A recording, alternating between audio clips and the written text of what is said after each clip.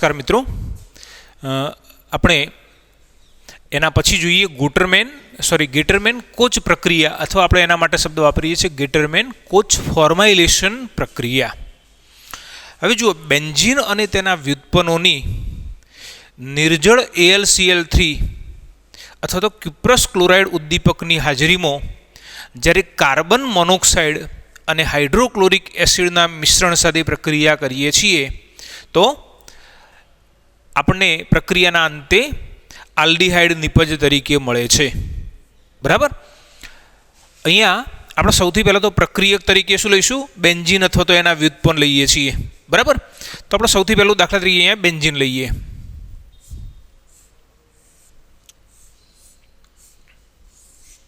કોના સાથે? Carbon monoxide અને HClના મિશ્રણ સાથે પ્રક્રિયા કરીએ છીએ. કેવી પરિસ્થિતિમાં? નિર્જળ AlCl3 અથવા ક્યુપ્રસ ક્લોરાઇડ ઉદ્દીપકની હાજરીમાં. વર્ણ લખતું નથી. બરાબર છે. તો અહીં આગળ આ જે બેન્ઝીન વલય છે એની સાથે આલ્ડીહાઇડ સમૂહ જોડાય છે. બરાબર. અર્થાત આપણને જે નિપજ છે એ આ પ્રમાણે મળે છે. CHO. શું કહીએ છીએ આને? બેન્ઝાલ્ડીહાઇડ. બરાબર.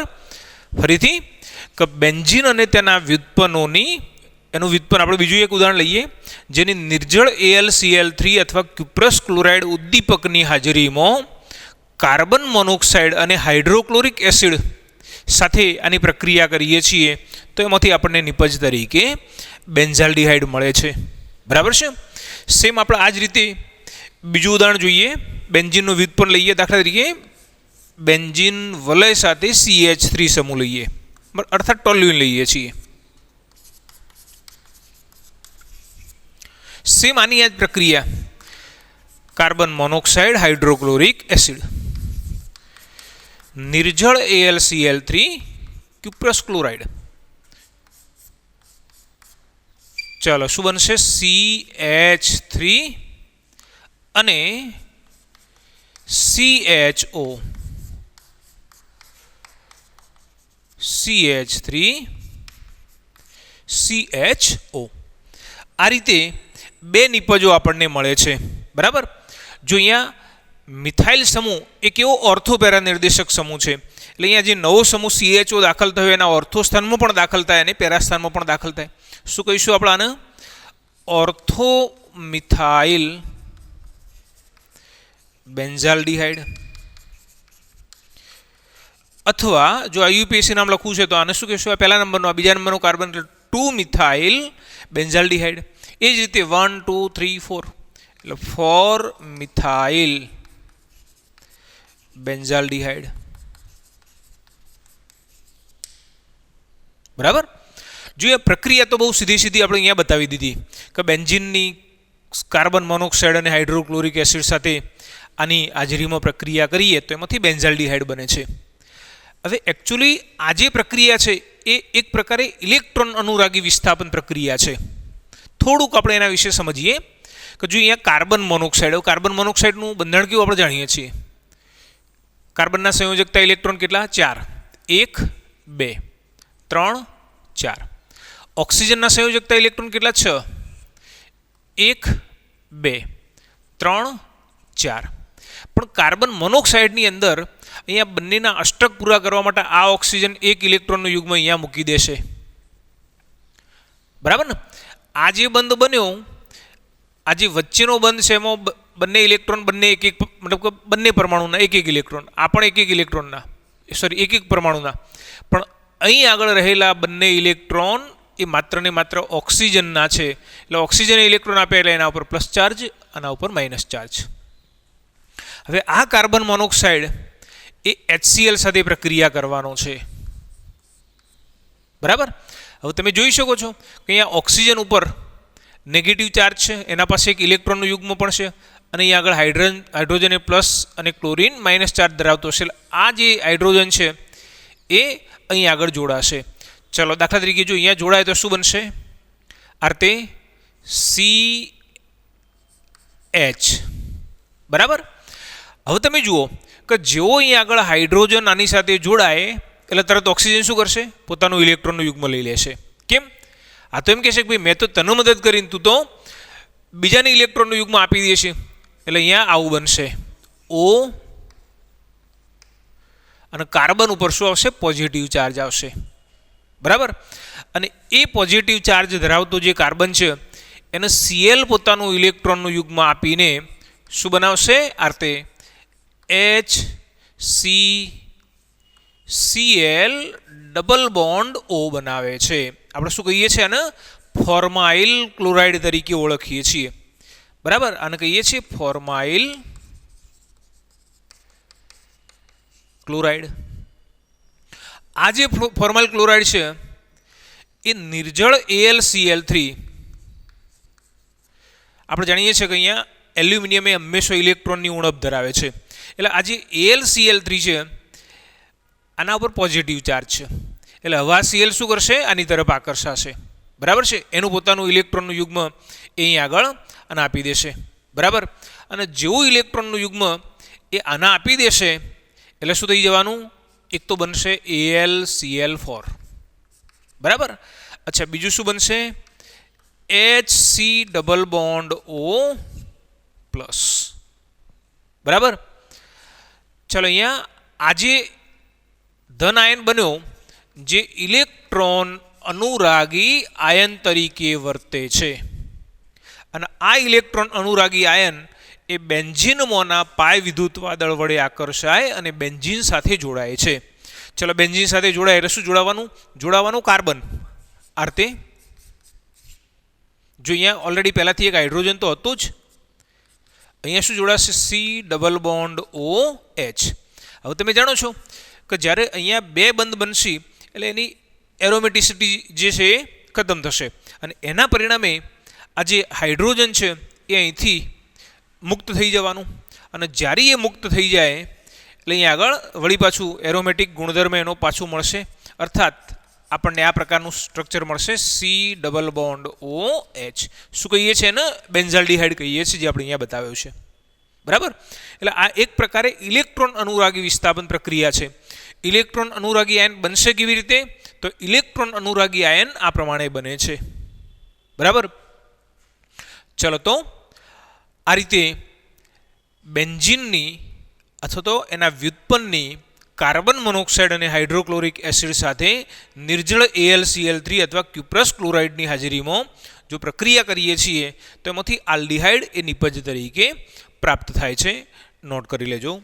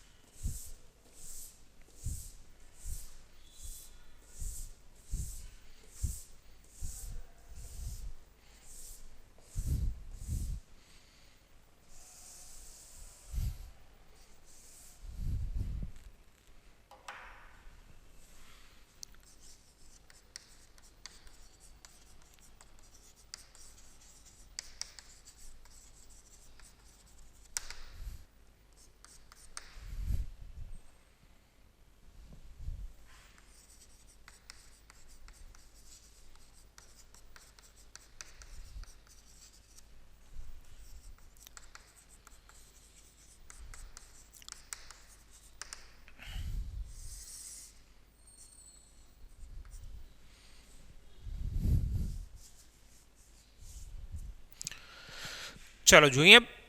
બીજા નંબરે આપણે જોઈએ છે કીટોન સંયોજનોની બનાવટ. આપણે અત્યાર સુધી લગભગ જે સંયોજનોની બનાવટ શીખ્યા એ બધા આલ્ડિહાઇડ સંયોજનોની બનાવટ હતી. હવે જોઈએ છીએ કે કીટોન સંયોજનો કેવી રીતે બનાવી શકાય. તો કીટોન સંયોજનો બનાવવા માટે આપણે સૌથી પહેલાં એસાઇલ ક્લોરાઇડમાંથી કીટોન સંયોજન મેળવીએ છીએ. પણ અહીંયા પ્રક્રિયાની શરૂઆત ક્યાંથી કરીએ છીએ? તો સૌથી પહેલાં કેડમિયમ ક્લોરાઇડ, જે કેડમિયમ ક્લોરાઇડ છે એની ગ્રિગ્નાર્ડ પ્રક્રિયક સાથે પ્રક્રિયા કરીએ છીએ. કેડમિયમ ક્લોરાઇડની ગ્રિગ્નાર્ડ પ્રક્રિયક સાથે પ્રક્રિયા કરતો ડાયઆલ્કાઇલ કેડમિયમ મળે છે, જેની એસાઇલ ક્લોરાઇડ સાથે ની પ્રક્રિયાથી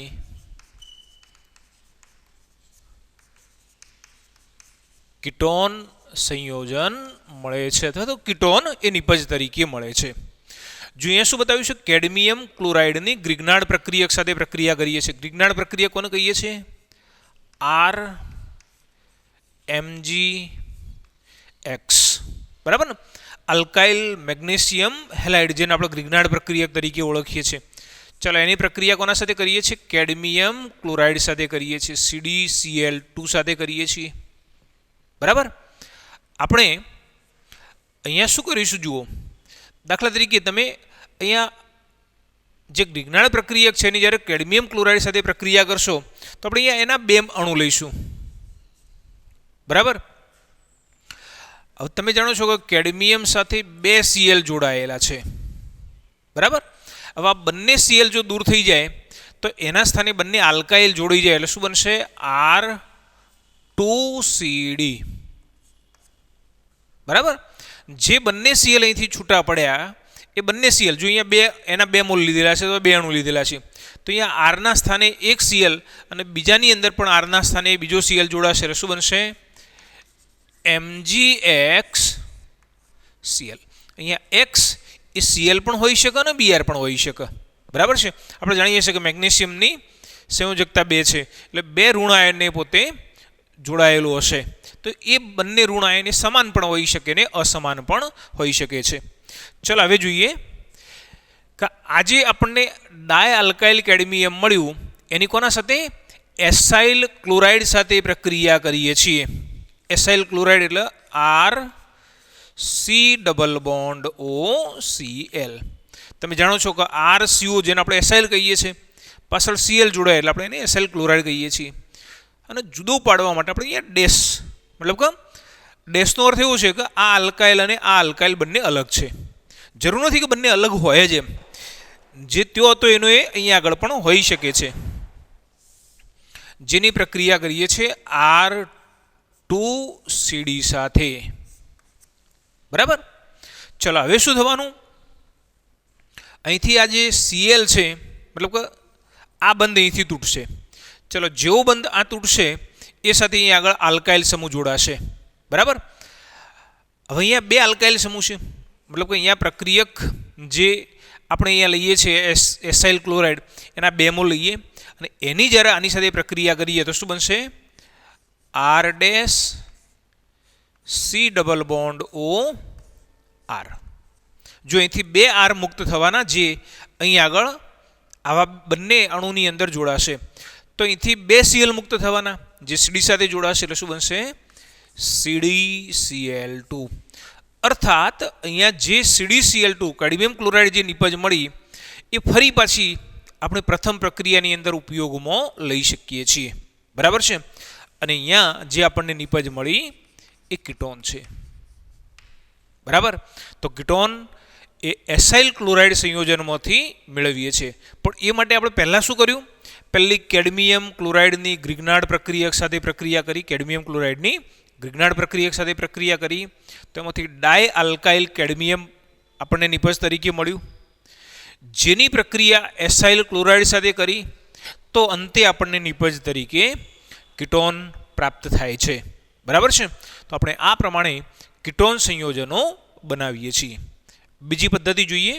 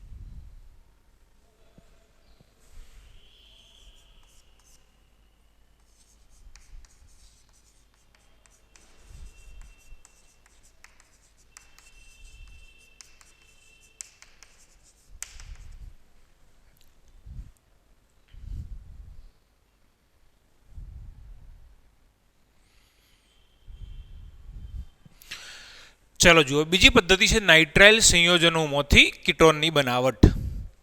હવે નાઇટ્રાઇલ સંયોજનમાંથી જે કીટોન છે કેવી રીતે બનાવીશું? તો સૌથી પહેલી નાઇટ્રાઇલ સંયોજનની પ્રક્રિયા એ ગ્રિગ્નાર્ડ પ્રક્રિયક સાથે કરવાની છે.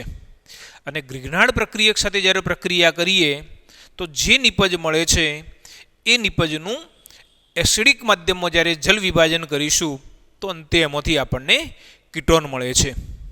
જોઈએ, દાખલા તરીકે CH3 CH2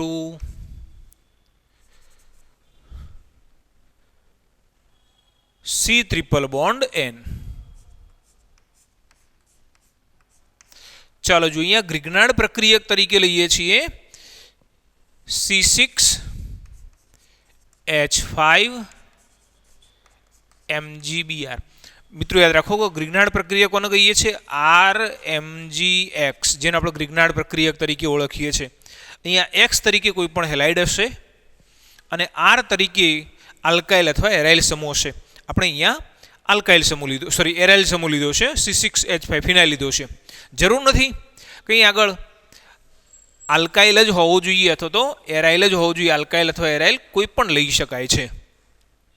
ચલો, હવે જ્યારે તમે આ બંનેની પ્રક્રિયા કરશો એટલે શું થવાનું? અહીંથી એક પાયબંધ તૂટશે અને પાયબંધ તૂટે સાથે બંનેની એક એક સંયોજકતા ઘટશે.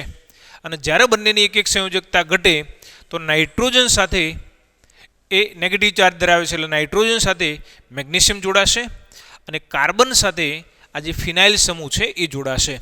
એટલે આ રીતે આપણને આવી નિપજ મળશે CH3 CH2 C double bond N. જરૂર નથી આરતે બતાવવાના, તમે આરતે બતાવી શકો. આપણે આરતે લખવું તો પણ લખી શકીએ, ડબલ બોન્ડ N. બરાબર ને? અહીંયા જોડાશે MgBr. બરાબર. જોઈએ કાર્બનની કેટલી સંયોજકતા થઈ? 1 2 અને 3. હજુ એક સંયોજકતા ખૂટી. અહીંથી પાય બંધ તૂટે એ સાથે બંનેની એક એક સંયોજકતા ઘટે છે. અહીંયા શું જોડાશે? C6H5. બરાબર. આપણને આ પ્રકારની નિપજ પ્રાપ્ત થાય છે. શું કરીશું આપણે? એનું જલ વિભાજન કરીએ છીએ. જલ વિભાજન H3O+. યાદ રાખો કે જ્યારે H3O+ લખેલું હોય એટલે આપણે સમજી લેવાનું કે એસિડિક માધ્યમની અંદર જલ વિભાજન થાય છે.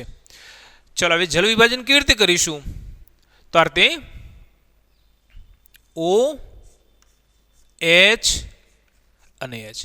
શું થવાનું? અહીંથી આ બંધ તૂટવાના અને અહીંથી આ બંધ તૂટવાના. મતલબ કે કાર્બનનો નાઇટ્રોજન સાથેનો જે ડબલ બોન્ડ છે તૂટી જવાનું. એ સાથે ઓક્સિજનના જે હાઇડ્રોજન સાથેના બંને બંધ છે તૂટી જવાના. તો અહીંયા શું થઈ જાય? ઓક્સિજન આની સાથે જોડી જાય કાર્બન સાથે, એટલે આવું બનશે CH3 CH2 C double bond O C6H5. બરાબર. ચલો, એ સિવાય અહીંયા ગૌણ નિપજ શું મળશે? આપણે જાણશરું, બતાવી જરૂર નથી. MgBr NH2. બરાબર ને? અહીંયા નાઇટ્રોજન સાથે બંને હાઇડ્રોજન જોડી જાય એની સંયોજકતા પૂરી કરવા માટે. એટલે અહીંયા અર્થે મેગ્નેશિયમ બ્રોમાઇડ એમાઇન આ પ્રકારે નિપજ આપણને મળે છે. બરાબર. જો અહીંયા આ શું મળ્યું? કીટોન આપણને નિપજ તરીકે મળી. બરાબર ને? અહીંયા આલ્કાઇલ સમૂહ, એરાઇલ સમૂહ અને વચ્ચે કીટોન, એટલે આપણે એને શું કહીએ છીએ? કીટોન સંયોજન તરીકે ઓળખીએ છીએ. જો આપણે એનું IUPAC નામ લખવું છે તો શું લખીશું? 1-phenyl propanone. 1-phenyl propanone. ચાલો જુઓ, આટલા કાર્બન મતલબ આ પ્રકારનું સંયોજન છે તો એને તમે શું કહેશો? આમ તો ખરેખર તો કીટોન શબ્દ જ્યારે આપણે વાપરવાનો હોય તો આપણે એવું કહીએ છીએ કે કીટોન હંમેશા વચ્ચે જ હોય. અહીંયા છે જ, પાછળ સમૂહ આવેલો છે એટલે વચ્ચે જ છે. પણ દાખલા તરીકે આવી સ્થિતિમાં કેટલા કાર્બન? 3 કાર્બન, એટલે પ્રોપેન. કીટોન છે એટલે ઓન. બરાબર. અને આ પહેલા જેના ઉપર કીટોન છે એ પહેલા નંબરનો કાર્બન. બરાબર. તો આ ફિનાઇલ સમૂહ થઈ ગયો એટલે આપણે શું નામ આપ્યું? 1-phenyl propanone. અથવા એનું બીજું નામ છે પ્રોપિયોફિનોન તરીકે પણ આપણે એનું ઓળખીએ છીએ. પ્રચલિત નામ છે પ્રોપિયોફિનોલ. બરાબર છે. તો આપણે બીજી પદ્ધતિ શીખ્યા નાઇટ્રાઇલ સંયોજનોમાંથી કીટોન. જો અહીંયા જરૂર નથી કે આટલા બધા કાર્બન લેવા, તમે અહીંયા 2 કાર્બનથી પણ સંયોજન દર્શાવી શકો છો. RC3 લઈને પણ તમે અહીંયા આની આ જ પ્રક્રિયા દર્શાવી શકો છો. બરાબર છે. અહીંયા એ પણ જરૂર નથી કે અહીંયા ફિનાઇલ સમૂહ લેવો. બરાબર, તમે કોઈ પણ આ પ્રકારનું સંયોજન લેશો તો તમને નિપજ આ પ્રમાણે કીટોન મળવાની છે. ચલો, એના પછી બેન્ઝીન અથવા નેક્સ્ટ જોઈએ.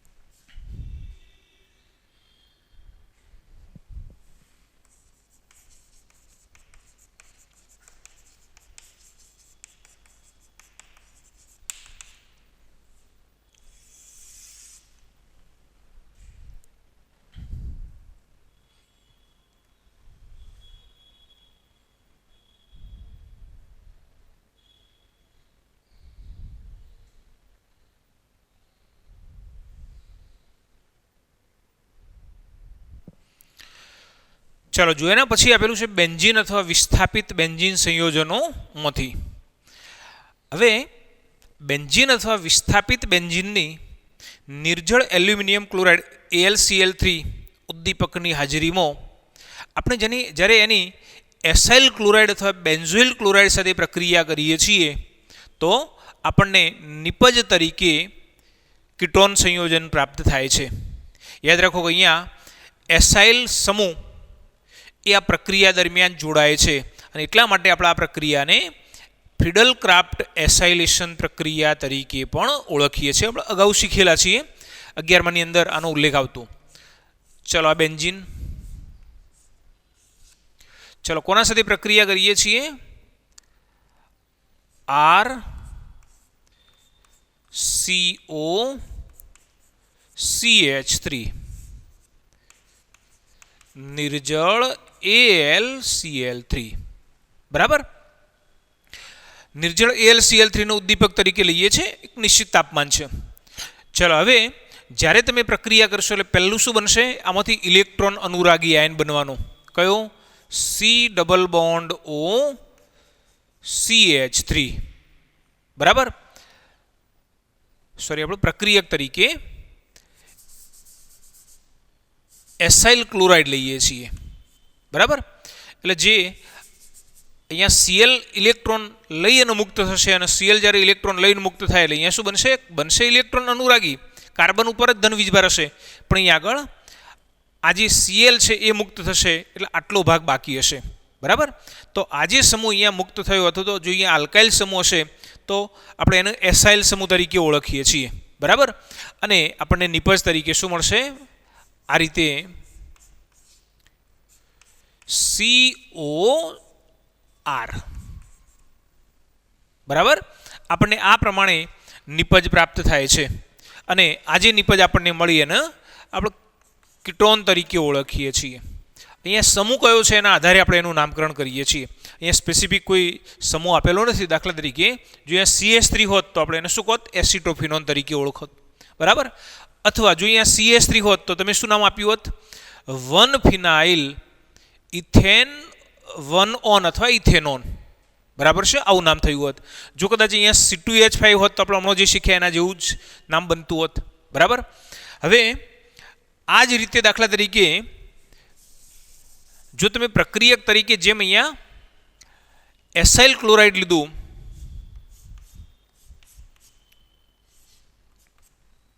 હવે જો આ જ રીતે તમે બેન્ઝોઇલ ક્લોરાઇડ લો છો, ArCOOCl. બરાબર, ચલો, તો નિર્જળ AlCl3 સેમ એ જ રીતે અહીંયા શું બનવાનું, આ રીતે ઇલેક્ટ્રોન અનુરાગી આયન આ પ્રમાણે બનશે. Cl અહીંથી મુક્ત થવાનું, મતલબ કે Cl એ આ Al દ્વારા આકર્ષાશે. Cl જ્યારે અહીંથી મુક્ત થાય તો ઇલેક્ટ્રોનનું યુગ્મ લઈ અને જવાનું, અને એના પરિણામે અહીંયા કાર્બન ઉપર ધન વીજભાર આવશે. અને આ ધન વીજભારિત સંયોજન જે ઇલેક્ટ્રોન અનુરાગી તરીકે વર્તે એ બેન્ઝીનના પાય વિદ્યુત વાદળ વડે આકર્ષાય છે. એટલે આવું બનશે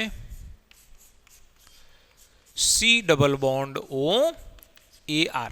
જો અહીંયા બેન્ઝીન વલે લઈએ છીએ તો સંયોજન કયું બનશે, ડાયફિનાઇલ કીટોન. બરાબર છે. આપણે આ પ્રમાણે આજે નિપજ મળીએ પણ કીટોન નિપજ આપણને પ્રાપ્ત થાય છે. તો અહીંયા આપણે બધી જ આલ્ડીહાઇડ અને કીટોનની બનાવટ માટેની જુદી જુદી જે પદ્ધતિઓ હતી એ શીખ્યા. હવે જોઈએ એના ભૌતિક ગુણધર્મો. નોટ કરી લેજો આ.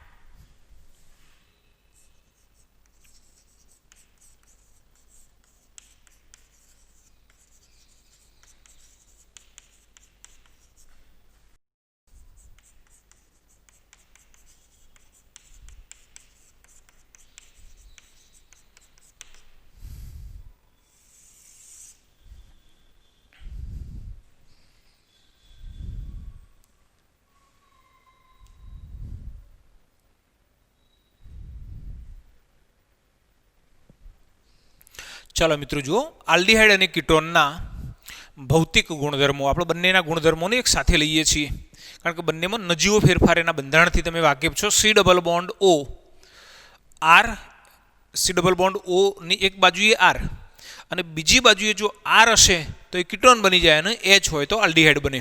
એટલે નજીવો ફેરફાર છે, એટલે બંનેના ગુણધર્મો પણ લગભગ સમાન છે અને એટલા માટે આપણે અહીંયા બંનેના ગુણધર્મો એક સાથે લઈએ છીએ. યાદ રાખો કે મિથેનાલ HCHO એ સામાન્ય તાપમાને વાયુ સ્વરૂપમાં હોય છે. બરાબર. આ ઉપરાંત જે ઇથેનાલ છે CH3CHO એ પ્રવાહી સ્વરૂપમાં જોવા મળે છે. અને અન્ય આલ્ડીહાઇડ અને કીટોન એ પ્રવાહી અથવા ઘન સ્વરૂપમાં હોય છે. અન્ય આલ્ડીહાઇડ અને કીટોન પ્રવાહી અને ઘન સ્વરૂપમાં હોય છે. સામાન્ય રીતે કાર્બનની સંખ્યા વધતી જાય. જો અહીંયા આમાં એક જ કાર્બન હતો, એકમાંથી પછી બે કાર્બન થયા, તો જેમ જેમ કાર્બનની સંખ્યા વધતી જાય એમ એ વાયુમાંથી પ્રવાહી અને એનાથી પણ કાર્બનની સંખ્યા વધતી જાય તો એ ઘન સ્વરૂપમાં અસ્તિત્વ ધરાવે છે. બરાબર. ચલો હવે એનાથી આગળ જોઈએ કે આલ્ડીહાઇડ અને કીટોન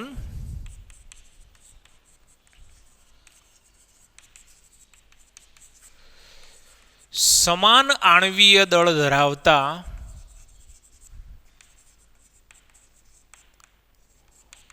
હાઇડ્રોકાર્બન કરતો ઊંચું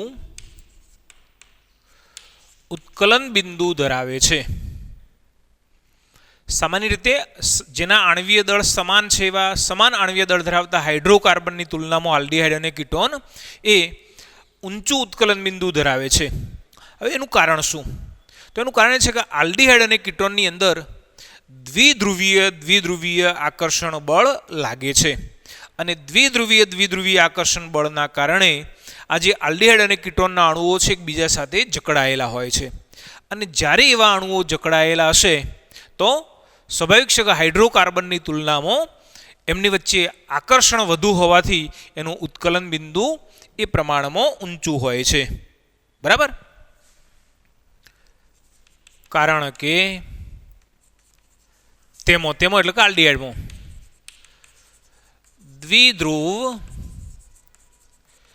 દ્વિધ્રુવ આકર્ષણ બળ ને કારણે નિર્બળ આંતર આણવીય આકર્ષણ લાગે છે. જો આ રીતે C double bond O delta plus delta minus, C double bond O delta plus delta minus, C double bond O delta plus delta minus. જો અહીંયા ડેલ્ટા માઇનસ અને ડેલ્ટા પ્લસ આ બંનેના વચ્ચે એક પ્રકારનું નિર્બળ આકર્ષણ બળ લાગી રહ્યું છે, જે આકર્ષણ એ હાઇડ્રોકાર્બનની અંદર નથી. એટલે અહીંયા આ એકબીજા વચ્ચે જે આકર્ષણ છે એના પરિણામે એનું ઉત્કલન બિંદુ એ પ્રમાણમાં ઊંચું હોય છે. ચલો એનાથી આગળ જોઈએ કે આલ્ડીહાઇડ અને કીટોનના મતલબ કે આલ્ડીહાઇડ અને કીટોનના ઉત્કલન બિંદુ સમાન આણવીય દળ ધરાવતા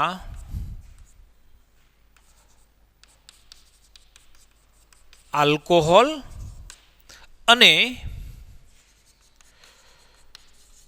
કાર્બોક્સિલિક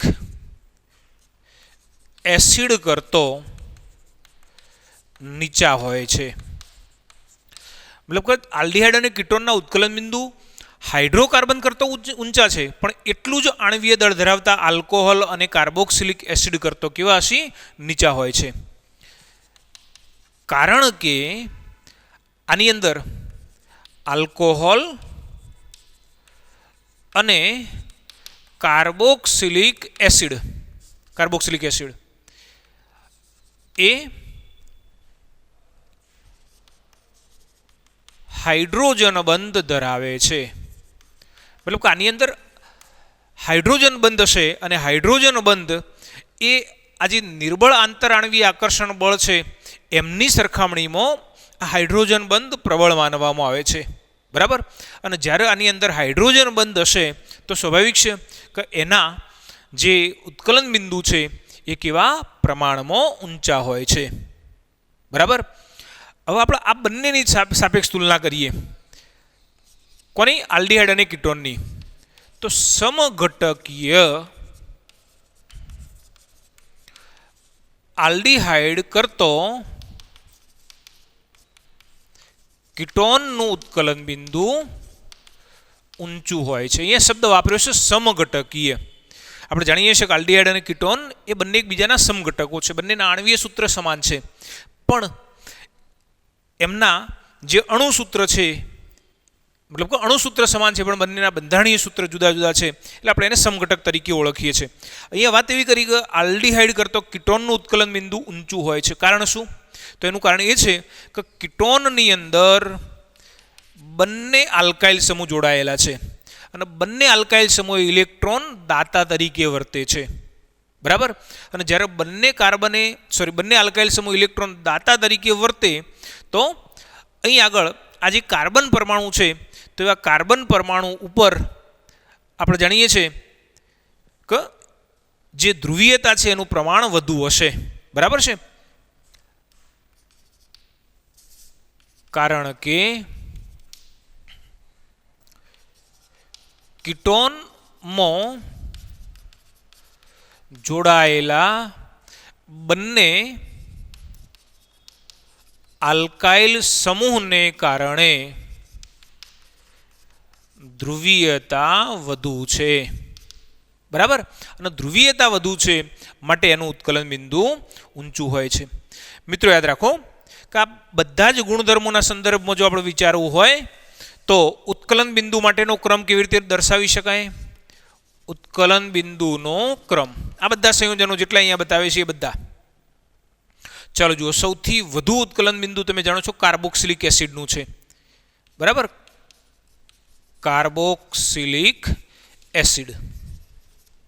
બરાબર. એનાથી ઓછું એ આલ્કોહોલ, પછી આલ્ડીહાઇડ અને કીટોન, પણ એમાં કોનું? કીટોનનું ઊંચું છે એટલે કીટોન, પછી આલ્ડીહાઇડ, પછી હાઇડ્રોકાર્બન, પણ એ પહેલા આપણે ઇથર લઈએ છીએ, ઇથર, અને છેલ્લે હાઇડ્રોકાર્બન. તો આપણે જેટલા સંયોજનો જાણીએ છીએ એના માટે આ જે ઉત્કલન બિંદુનો ક્રમ છે એ આપણે આ પ્રમાણે દર્શાવીએ છીએ: carboxylic acid, alcohol, ketone, aldehyde, ether અને હાઇડ્રોકાર્બન. કેટલાક હજુ આપણે બાકી છે તો આપણે એની તુલના જેમ જેમ ચાલશે એમ કરતા જઈશું. કાર્બોક્સિલિક એસિડનું સૌથી ઊંચું હોવા માટેનું કારણ, ઉત્કલન બિંદુ સૌથી ઊંચું હશે એનું કારણ કાર્બોક્સિલિક એસિડની અંદર આપણે વધારે સ્પષ્ટતા કરીશું.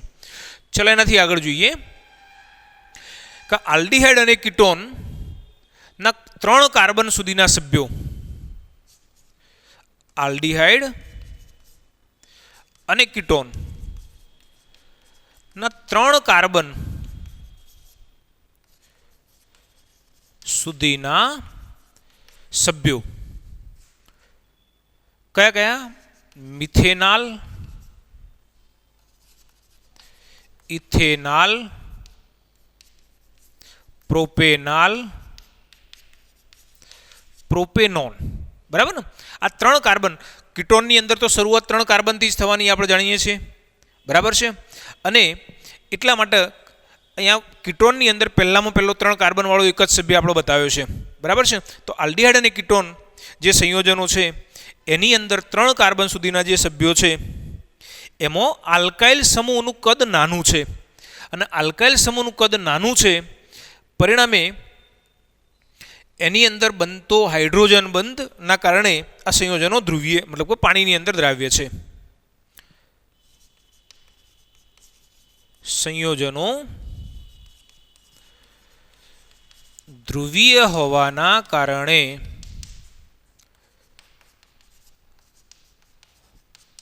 પાણી સાથે H બંધ રચે છે. પાણીની અંદર હાઇડ્રોજન બંધ રચે છે એટલે પાણીની અંદર દ્રાવ્ય છે. ખ્યાલ આવે છે ને?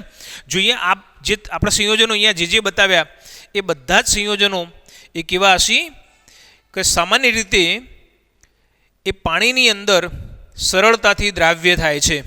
કેમ દ્રાવ્ય થાય છે? તો એનું કારણ એ છે કે આમાં ધ્રુવીય કાર્બોનિલ, જે આ ધ્રુવીય કાર્બોનિલ સમૂહ છે એ પાણી સાથે હાઇડ્રોજન બંધ રચાય છે. અને પાણી સાથે જ્યારે હાઇડ્રોજન બંધ રચે છે તો એ પાણીની અંદર દ્રાવ્ય થઈ શકે છે. બરાબર? યાદ રાખો કે જેમ જેમ આલ્કાઇલ સમૂહનું કદ વધતું જાય એમ એની દ્રાવ્યતા ઘટે છે. અને જેમ આ શૃંખલાની લંબાઈ વધશે એમ પછી તો એવું બનશે કે બિલકુલ એ દ્રાવ્ય થતા નથી. એટલે અહીંયા બતાવ્યું છે કે 3 કાર્બન સુધીના આલ્ડીહાઇડ અને કીટોન એ પાણીની અંદર દ્રાવ્ય હોય છે, પણ એનાથી વધુ કાર્બન ધરાવતા આલ્ડીહાઇડ અને કીટોન એ દ્રાવ્ય થતા નથી. બરાબર છે? આપણે બીજા 2 ગુણધર્મો બાકી છે એ જોઈ લઈએ. ચલો એનાથી આગળ વધીએ.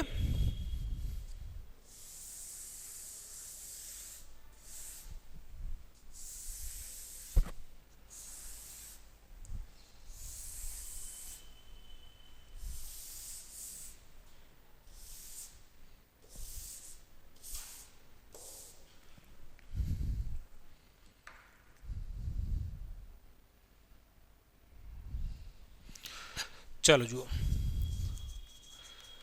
બધા જ આલ્ડીહાઇડ અને કીટોન કાર્બનિક દ્રાવકો જેવા કે બેન્ઝીન, આ ઉપરાંત ઇથર, આલ્કોહોલ, ક્લોરોફોર્મ વગેરેમાં દ્રાવ્ય છે. જોઈએ આ બધા જ જે આલ્ડીહાઇડ અને કીટોન સંયોજનો છે એ કાર્બનિક દ્રાવકોની અંદર દ્રાવ્ય છે. કયા કયા કાર્બનિક દ્રાવકો? તો બેન્ઝીન, ઇથર, પછી આલ્કોહોલ, ક્લોરોફોર્મ, આ બધાની અંદર દ્રાવ્ય થાય છે. બરાબર ને? ચલો એના પછી નિમ્નતમ મતલબ કે ઓછા કાર્બન ધરાવતા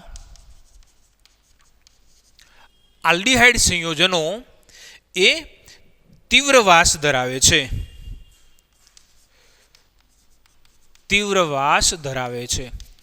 મતલબ કે જેમ કાર્બનની સંખ્યા ઓછી હશે તો એવા આલ્ડીહાઇડ સંયોજનો જેમ કે મિથેનાલ, બરાબર ને, પછી ઇથેનાલ, કાર્બનની સંખ્યા વધી તો જેમાં સૌથી ઓછા કાર્બન છે એની વાસ એકદમ તીવ્ર હોય છે, અને જેમ જેમ કાર્બનની સંખ્યા વધતી જાય એમ વાસની તીવ્રતા ઘટી અને સુગંધનું પ્રમાણ વધતું જાય છે. જેમ કાર્બન સંખ્યા વધે તેમ વાસની તીવ્રતા ઘટી સુગંધનું પ્રમાણ વધે છે. બરાબર છે. વાસની તીવ્રતા ઓછી થતી જાય અને સામે સુગંધનું જે પ્રમાણ છે એ વધતું જાય છે અથવા તો સુગંધિત બનતો જાય છે. અને માટે જ આપણે એવું કહીએ છીએ કે કુદરતી રીતે અસ્તિત્વ ધરાવતા, આથી કુદરતી અસ્તિત્વ ધરાવતા બધા જ આલ્ડીહાઇડ અને કીટોન નો ઉપયોગ પરફ્યુમ અને સુગંધીદાર પદાર્થોની બનાવટમાં થાય છે. આપણે કહ્યું ને કે ઓછી કાર્બન સંખ્યા ધરાવતા જે આલ્ડીહાઇડ છે એની એ વધુ વાસ ધરાવે છે, પણ જેમ જેમ કાર્બનની સંખ્યા વધતી જાય અને જે આવા સંયોજનો કુદરતમાંથી પ્રાપ્ત થાય છે તો એ બહુ ઉત્તમ પ્રકારની સુગંધ ધરાવતા હોય, અને એટલા માટે એનો ઉપયોગ પરફ્યુમની અંદર અથવા અન્ય સુગંધીદાર પદાર્થોની બનાવટમાં થતો હોય છે. તો આપણે અહીંયા આગળ એના ભૌતિક ગુણધર્મો વિશેની વાત કરી. હવે એના પછી આલ્ડીહાઇડ અને કીટોનની રાસાયણિક પ્રક્રિયાઓ એ નેક્સ્ટ ટોપિકની અંદર જોઈશું. નોટ કરી લેજો.